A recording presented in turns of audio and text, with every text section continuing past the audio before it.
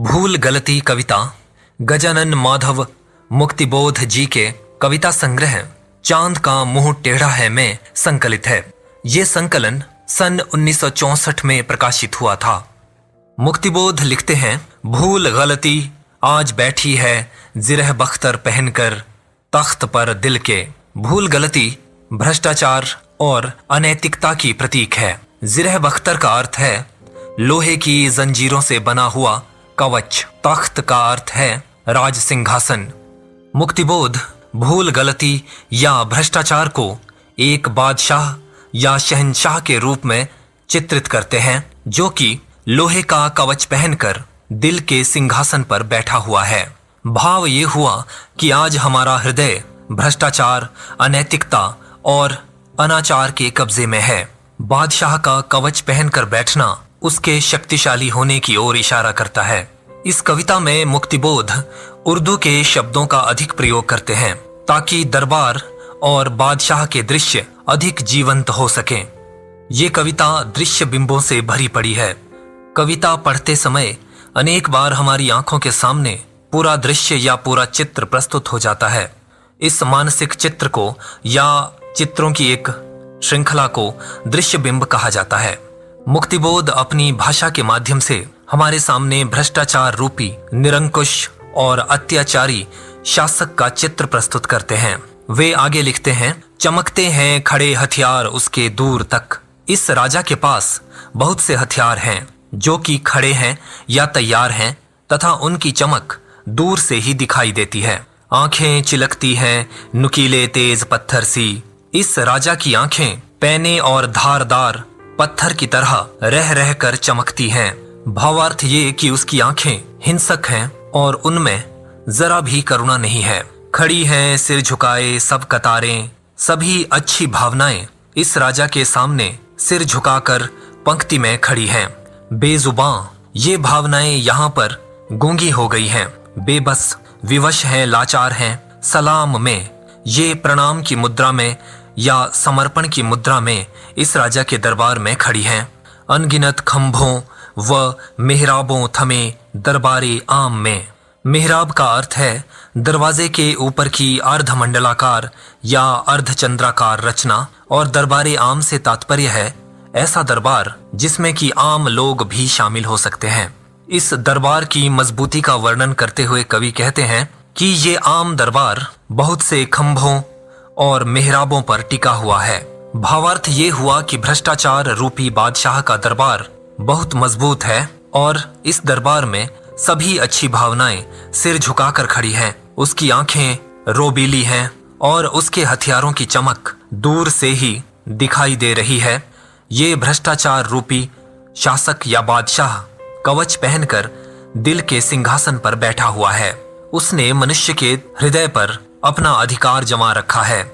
अगली पंक्तियों में कवि वर्णन करते हैं कि इस दरबार में सत्य अथवा ईमान को बंदी बनाकर लाया जाता है। सामने बेचैन घावों की अजब तिरछी लकीरों से कटा चेहरा। राजा के सामने एक व्यक्ति को प्रस्तुत किया गया है जिसका चेहरा व्याकुल कर देने वाले जख्मों से भरा हुआ है और ये जख्म टेढ़ी मेढ़ी लकीरों के रूप में हैं कि जिस पर कांप दिल की भाप उठती है। दिल की भाप का अर्थ है व्यक्ति के भीतर का क्रोध या आवेश। इस आदमी के दिल का गुस्सा चेहरे पर दिखाई दे रहा है और इसका चेहरा क्रोध के कारण कांप रहा है या तमतमा रहा है। पहने हथकड़ी, इस व्यक्ति को हथकड़ी पहनाकर दरबार में लाया गया है। वह एक ऊंचा कद, लेकिन इस बंदी की ऊंचाई या इसका कद काफी ज्यादा है। ऊंचा कद इस व्यक्ति की निडरता या इसकी श्रेष्ठता की ओर इशारा करता है। इसका तात्पर्य है कि सत्य अथवा ईमान हमेशा श्रेष्ठ है, भले ही उसे जंजीरों से बांध दिया जाए। समूचे जिस्म पर लत्तर, उसके सारे शरीर पर चीथड़े हैं। शरीर पर चीथड़ों का होना इस बात की ओर संकेत करता है कि सच्चाई के रास्ते पर कभी भी ज्यादा सुविधाएं नहीं मिलती और अक्सर व्यक्ति चीथड़ों में या गरीबी में जीता है। झलकते लाल लंबे दाग बहते खून के। लगातार खून बहने के कारण इस व्यक्ति के शरीर पर लाल लाल लंबे निशान बन गए हैं जो कि चीथड़ों के भीतर दिखाई दे रहे हैं। सभी पंक्तियां पाठक के समक्ष दृश्य प्रस्तुत कर रही हैं, इसलिए सभी पंक्तियों में दृश्य बिंब है। वह कैद कर लाया गया ईमान। मुक्तिबोध स्पष्ट करते हैं कि ये कैदी या ये बंदी और कोई नहीं बल्कि मनुष्य का ईमान है। ईमान से तात्पर्य है मनुष्य के भीतर की सद्वृत्तियां, सिद्धांतवाद और सत्य।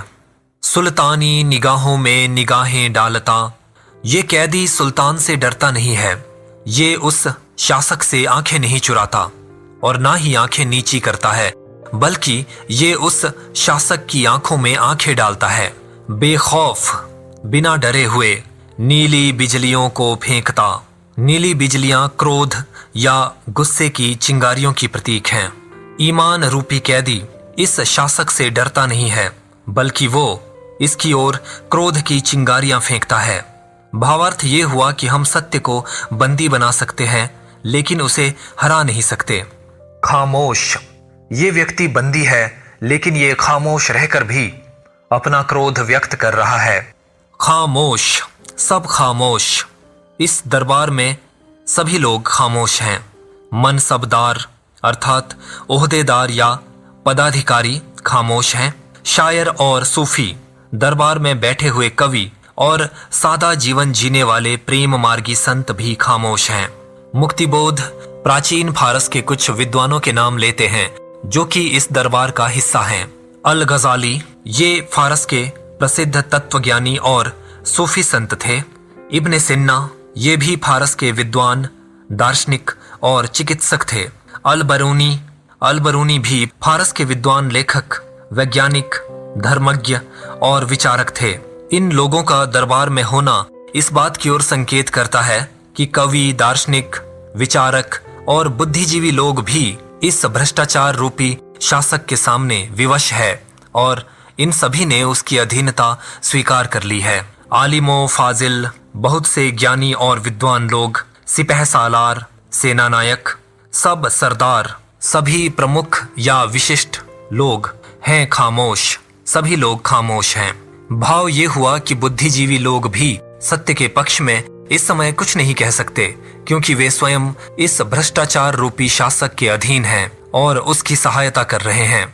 नामंजूर, उसको जिंदगी की शर्म की सी शर्त नामंजूर। ईमान को भ्रष्टाचार रूपी शासक के दरबार में कैद करके लाया गया है और भ्रष्टाचार ने उसके सामने ये शर्त रखी है कि उसकी जिंदगी बख्श दी जाएगी यदि वो भ्रष्टाचार की गुलामी स्वीकार कर ले। लेकिन ईमान ऐसी किसी भी शर्त को मानने के लिए तैयार नहीं है, क्योंकि इससे उसकी जिंदगी शर्मसार हो जाएगी। वो भ्रष्टाचार की शर्त मानकर एक लज्जाजनक जिंदगी नहीं जीना चाहता, इसलिए उसे कोई भी शर्त मंजूर नहीं है। हठ इनकार का सिरतान, ईमान रूपी कैदी अपना सिर ऊंचा रख के बड़ी निर्भयता से और हठ पूर्वक शर्तों को मानने से इनकार करता है। खुद मुख्तार, ईमान स्वाभिमान से और आत्मनिर्भर होकर जीना चाहता है। उसे भ्रष्टाचार के सामने आत्मसमर्पण नहीं करना है। आगे कवि लिखते हैं, कोई सोचता उस वक्त, कोई से तात्पर्य है दरबार में बैठा हुआ ऐसा व्यक्ति जिसके अंदर इंसानियत जिंदा है, या स्वयं ईमान जिसे कि इस दरबार में बंदी बनाकर लाया गया है। अगली पंक्तियों में ईमान या ईमानदार व्यक्ति कुछ संभावनाएं व्यक्त करता है जो इस प्रकार हैं। छाए जा रहे हैं सल्तनत पर घने साए स्याह। ईमान इस बात की कल्पना करता है या संभावना व्यक्त करता है कि इस भ्रष्टाचार रूपी राजा की सल्तनत पर या शासन तंत्र पर काली घनी छायाएं उतर रही हैं, अर्थात इसका समय अब समाप्त होने वाला है। सुल्तानी जिरह बख्तर बना है सिर्फ मिट्टी का, और इस सुल्तान ने या शासक ने जो कवच पहन रखा है वो वास्तव में मजबूत नहीं है। वो लोहे का ना होकर सिर्फ मिट्टी का बना है और किसी भी वक्त टूट सकता है। वो रेत का सा ढेर शाहनशाह, और ये जो शासक अथवा सुल्तान है ये किसी रेत के छोटे से ढेर के समान है, अर्थात इसकी हस्ती रेत के छोटे से ढेर से ज्यादा नहीं है। शाही धाक का अब सिर्फ सन्नाटा, और इस राजा की शहंशाहों वाली शानो शौकत, रोब या रुतबा खत्म हो गया है। और दरबार में सिर्फ सन्नाटा या चुप्पी बाकी रह गई है। लेकिन नहीं, ऐसा वास्तव में नहीं हुआ है, क्योंकि जमाना सांप का काटा लोगों को अनैतिकता या चरित्रहीनता के सांप ने काटा है और उसका जहर उनके भीतर रच बस गया है। लोग बुराई या बेईमानी के जहर के कारण बेसुध या नशे में हैं और उनको जागृत करके भ्रष्टाचार के खिलाफ युद्ध करने का समय अभी नहीं आ पाया है। भूल आलमगीर। भ्रष्टाचार को आलमगीर या विश्व विजेता कहा गया है, क्योंकि इस समय सारी दुनिया उसके कब्जे में है। मेरी आपकी कमजोरियों के स्याह लोहे का जिरह बख्तर पहन इस विश्व विजेता शहंशाह ने काले लोहे का कवच पहन रखा है, जो कि मेरी और आप जैसे लोगों की कमजोरियों से बना हुआ है। भाव ये है कि ये शासक इतना बलवान इसलिए है क्योंकि ये हम जैसे आम लोगों की कमजोरियों से शक्ति प्राप्त करता है। हम जैसे आम लोग ही भ्रष्टाचार के सामने घुटने टेक देते हैं और उसे शक्तिशाली बनाते हैं। इस संदर्भ में शिवखेड़ा का एक कथन है कि देश कभी भी चोर उचक्कों की करतूतों से बर्बाद नहीं होता, बल्कि शरीफ लोगों की कायरता और निकम्मेपन से होता है। खूंखवार, हाँ खूंखवार आली जाह। खूंखवार का अर्थ है हिंसक और आली जाह का अर्थ है ऊंचे पद या ऊंचे स्थान पर बैठने वाला। यहाँ पर आली जाह भ्रष्टाचार रूपी शासक को कहा गया है। ये शासक हमारी कमजोरियों का कवच पहनकर बहुत ज्यादा हिंसक हो गया है। वो आंखें सच्चाई की निकाले डालता। ये शासक या शहंशाह सच्चाई को अंधा कर देता है, उसकी आंखें निकाल देता है और सच्चाई को सही मार्ग नहीं दिखाई पड़ता। यानी सच्चे लोग अक्सर दिशाहीन हो जाते हैं, उन्हें सही मार्ग नहीं दिखाई देता। भ्रष्टाचार हमारे जीवन में या समाज में इतना घुल मिल गया है कि अब सच्चे लोगों को सही रास्ता नहीं दिखाई देता। सब बस्तियां दिल की उजाड़े डालता। ये शासक दिल के सारे अरमान, सारी आशाएं और सारे सपनों को कुचल डालता है। ये दिलों में इतना खौफ पैदा कर देता है कि दिल की सारी अच्छाई नष्ट होने लगती है। करता हमें वह घेर बेबुनियाद। वो हमें चारों तरफ से घेर लेता है और हमें आधारहीन बना देता है। बेसिर पैर वो हमें लुंज पुंज या अपाहिज कर देता है कि हम अपने बलबूते पर कुछ भी करने में असमर्थ हो जाते हैं। हम सब कैद हैं उसके चमकते ताम झाम में। हम सभी लोग या प्रत्येक व्यक्ति भ्रष्टाचार रूपी शासक के चमकदार और दिखावा करने वाले साधनों में फंसकर रह गए हैं। चमकते तामझाम से तात्पर्य है उस राजा के महल का दिखावे से भरा हुआ नकली सामान जो कि हमें आकर्षित करता है और हम उसके आकर्षण में फंसकर इस राजा के गुलाम बन जाते हैं। शाही मुकाम में, इस राजा के राजसी भवन में या महल में हम सभी कैद होकर रह गए हैं। भाव ये है कि भ्रष्टाचार की जिंदगी झूठ फरेब से भरी होती है, लेकिन उसमें एक आकर्षण होता है और हम उस आकर्षण के लोभ में फंस कर रह जाते हैं और भ्रष्टाचार के हाथों की कठपुतली बन जाते हैं, उसके महल में कैद होकर रह जाते हैं। अगली पंक्तियों में मुक्तिबोध वर्णन करते हैं कि दरबार में बैठे हुए किसी व्यक्ति के भीतर की इंसानियत जाग जाती है और वो दरबार से निकल भागता है। इतने में हमी में से अजीब कराह सा कोई निकल भागा। इतनी देर में दरबार में बैठे हुए लोगों में से कोई एक व्यक्ति निकल भागता है और कवि उसकी तुलना दर्द के कारण हमारे भीतर से निकलने वाली अजीब सी कराह या अजीब सी आवाज के साथ करते हैं। वास्तव में दरबार से निकल भागने वाला व्यक्ति हमारे भीतर का सत्य है या हमारे भीतर की इंसानियत है जो कि कभी न कभी अनुकूल वातावरण पाकर जाग जाती है। भरे दरबारे आम में मैं भी संभल जागा। मुक्तिबोध कहते हैं कि इस व्यक्ति को भागते हुए देखकर इस भरे हुए आम दरबार में मैं भी अचानक संभल कर जाग जाता हूं। मैं से तात्पर्य साहित्यकारों के वर्ग से है जो कि इस समय भ्रष्टाचार के सामने सिर झुकाए बैठे हैं, लेकिन किसी एक व्यक्ति को विद्रोह करते देखकर ये वर्ग भी जाग जाता है। कतारों में खड़े भ्रष्टाचार रूपी राजा के सहायक पंक्तियों में खड़े हैं। खुद गर्ज ये लोग स्वार्थी हैं या मतलब परस्त हैं, बा हथियार, इनके हाथों में हथियार हैं, अर्थात ये शक्तिशाली हैं। बख्तरबंद, अनेक प्रकार के कवच पहनकर खुद को सुरक्षित किए हुए। समझौते, समझौते शब्द का प्रयोग कवि ने उन लोगों के लिए किया है जो कि इस शहंशाह के सहायक हैं और उन्होंने भ्रष्टाचार के साथ समझौता कर लिया है। उनका जीवन समझौतों से भरा हुआ है। वहम कर रह गए, ये सभी लोग भ्रम में पड़ जाते हैं। इन्हें विश्वास नहीं होता कि भ्रष्टाचार के दरबार से भी कोई व्यक्ति इस तरह से उठकर अचानक भाग सकता है। इन्हें लगता है कि ऐसा वास्तव में नहीं हुआ होगा, क्योंकि भ्रष्टाचार बहुत ज्यादा शक्तिशाली है। उसके दरबार से भागना इतना सरल नहीं है। दिल में अलग जबड़ा, भ्रष्टाचार के सहयोगी या उच्च अधिकारी बहुत ज्यादा हिंसक हैं। उनके दिल में हिंसक भावनाएं हैं। वे मानो सब कुछ चबा डालना चाहते हैं। अलग दाढ़ी लिए, दाढ़ी यहाँ पर बहुत ज्यादा चालाकी या होशियारी का प्रतीक है। पेट में दाढ़ी होना मुहावरे का प्रयोग किया गया है। ये लोग दिल में अलग जबड़ा रखते हैं, अर्थात हिंसक या वहशी हैं, और दिल में अलग दाढ़ी भी रखते हैं, अर्थात ये लोग बहुत ज्यादा चालाक, धूर्त या मक्कार हैं। दुमोहेपन के 100 तजुर्बों की बुजुर्गी से भरे ये लोग दोगली बातें या द्विअर्थी बातें करने में कुशल हैं, अर्थात ये कहते कुछ और हैं और करते कुछ और हैं। इनकी बातों में कोई सच्चाई नहीं होती और इन्हें दोगलेपन के सैकड़ों तजुर्बे या अनुभव हो चुके हैं। ये ऐसे अनुभवों से भरकर बुजुर्ग या परिपक्व हो गए हैं। दड़िहल, दाढ़ी वाले, सिपह सालार, सेना नायक या उच्च अधिकारी, संजीदा, ये बहुत गंभीर मुद्राओं वाले लोग सहम कर रह गए। ये अचानक ही घबरा गए, क्योंकि भ्रष्टाचार के दरबार से एक आम आदमी भाग खड़ा हुआ है। ये बात इन सबको विचलित कर देती है। लेकिन उधर उस ओर कोई, लेकिन ये जो व्यक्ति दरबार से भाग गया है, ये किसी दूसरी तरफ, बुर्ज के उस तरफ जा पहुंचा। इस भ्रष्टाचार रूपी शासक की मीनार या उसके महल की सीमा से दूर दूसरी तरफ जा पहुंचा है।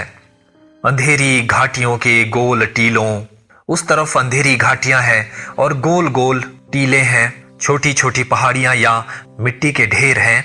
घने पेड़ों में कहीं पर खो गया। उस तरफ घने पेड़ हैं, जंगल है, जहां पर वो व्यक्ति गायब सा हो गया है। भाव ये हुआ कि सत्य का रास्ता बहुत अंधेरा होता है। वहां पर घाटियां हैं, टीले हैं और घने पेड़ हैं। इन सब के बीच में सच्चाई का रास्ता तलाश करना बहुत ज्यादा मुश्किल होता है। इसीलिए सत्य की खोज में निकलने वाला व्यक्ति अक्सर खो जाता है। महसूस होता है कि वह बेनाम बेमालूम दर्रों के इलाके में, हमें ऐसा अनुभव होता है कि वो व्यक्ति ऐसे पहाड़ी रास्तों के इलाके में चला गया है जो कि बिना नाम वाले हैं और जिनके बारे में बहुत कम जानकारी है। दर्रों से तात्पर्य है मुश्किल पहाड़ी रास्ते। वो व्यक्ति ऐसे ही रास्तों में कहीं पर है, सच्चाई के सुनहले तेज अक्सों के धुंधलके में। ये व्यक्ति सच्चाई की सुनहरी और तेज रोशनी वाली परछाइयों की धुंध में अपना कार्य कर रहा है। सच्चाई की परछाइयां अक्सर धुंधली होती है, लेकिन वास्तव में जब हम उस तक पहुंचते हैं तो हमें पता चलता है कि उसमें सुनहरापन है। वो बहुत ज्यादा आकर्षक है और वो इतनी तेज है कि उन्हें ज्यादा समय तक छुपा कर नहीं रखा जा सकता। एक न एक दिन उन परछाइयों को प्रकट होना है। मुहैया कर रहा लश्कर, ये व्यक्ति वहां पर ऐसे मुश्किल स्थानों में रहकर सेना तैयार कर रहा है। हमारी हार का बदला चुकाने आएगा। ये व्यक्ति मनुष्यता को हारने नहीं देगा। ये वापस आएगा और भ्रष्टाचार के सामने हारी हुई मानवता को विजेता बनाकर छोड़ेगा। संकल्प धर्मा, इस व्यक्ति ने संकल्पों को या प्रतिज्ञाओं को अपने जीवन का धर्म बना लिया है। चेतना का रक्त प्लावित स्वर और इसकी आत्मा से निकलने वाली आवाज मानो खून में नहाई हुई है। भाव ये है कि इसने अपना जीवन, अपनी आत्मा और अपने शरीर का रक्त भ्रष्टाचार के खिलाफ की जाने वाली क्रांति को अर्पित कर दिया है। अब इसका शरीर, इसकी आत्मा और इसकी आवाज लाल रंग में डूबी हुई है या क्रांति को समर्पित हो चुकी है। हमारे ही हृदय का गुप्त स्वर्णाक्षर, वास्तव में ये व्यक्ति हमारे ही हृदय में छुपा हुआ है और किसी सुनहरे अक्षर की तरह है।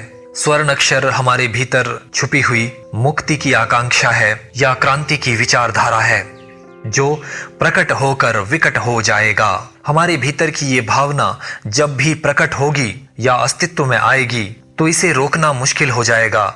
ये भ्रष्टाचार का नाश कर देगी। कवि ऐसी संभावना व्यक्त करते हैं।